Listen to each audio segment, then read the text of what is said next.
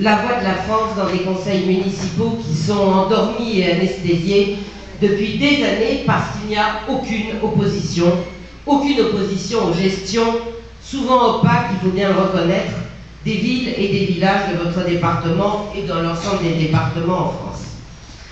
Alors il est vrai aussi que vous pouvez avoir le moral quand même, parce que fort des scores du Front National aux dernières cantonales, et puis de Marine aux présidentielles, et enfin de tous les candidats aux législatives, beaucoup d'espoirs vous sont permis, à vous, bien sûr, mais surtout à notre pays, à votre région et à vos départements. Vous savez, Lydia vous l'a dit, je suis en tournée comme Marine le fait et beaucoup d'entre nous. Marine appelle ça à juste titre sa tournée des oubliés. Elle fait le tour des départements et elle va le faire tout au long de l'année puisque je crois que sa tournée est prévue jusqu'en décembre 2013. Donc nous faisons tous cette tournée en France.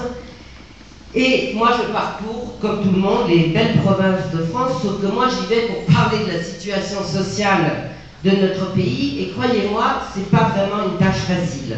Parce qu'en général, quand on va voir des amis, eh ben, on préfère avoir avec eux des conversations agréables, des conversations optimistes et parler d'événements heureux et qui font repartir le cœur léger. Mais malgré toute ma bonne volonté, je ne peux pas. Je ne peux pas effectivement tenir en ce moment un discours réconfortant parce que notre pays est dans un état de délabrement moral, économique et social catastrophique. Dans tous les coins de France, tous les indicateurs économiques officiels, je ne parle que de l'officiel, par exemple le site de l'INSEE, sont en baisse. Les offres d'emploi, les emplois salariés marchands, les emplois intérimaires, les créations d'entreprises, bien sûr. Seuls les indicateurs qui sont en hausse sont le taux de chômage et les demandeurs d'emploi et les défaillances d'entreprises. Et partout, ce sont les jeunes et les plus de 50 ans qui sont les plus touchés. Alors devant un tel constat, mes amis, quel responsable politique, à part bien sûr notre marine nationale, se pose les bonnes questions et surtout apporte les bonnes réponses? Certainement pas le Parti socialiste, mais certainement pas non plus l'UMP et ses dirigeants. Parce que les dirigeants de l'UMP, mesdames et messieurs, ce n'est qu'une opposition bidon. Pourquoi tous ces grands démocrates n'ont-ils qu'une seule crainte?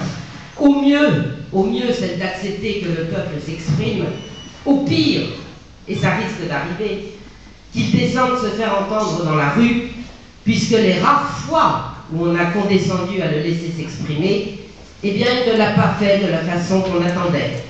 Je pense bien sûr au dernier référendum de 2005 sur la Constitution européenne, où on a méprisé le vote de 55% de nos compatriotes, qu'on a traité d'imbéciles et de crétins, parce qu'ils n'avaient pas pris la mesure des améliorations économiques et sociales à venir de la bienveillante fée Europe de Bruxelles.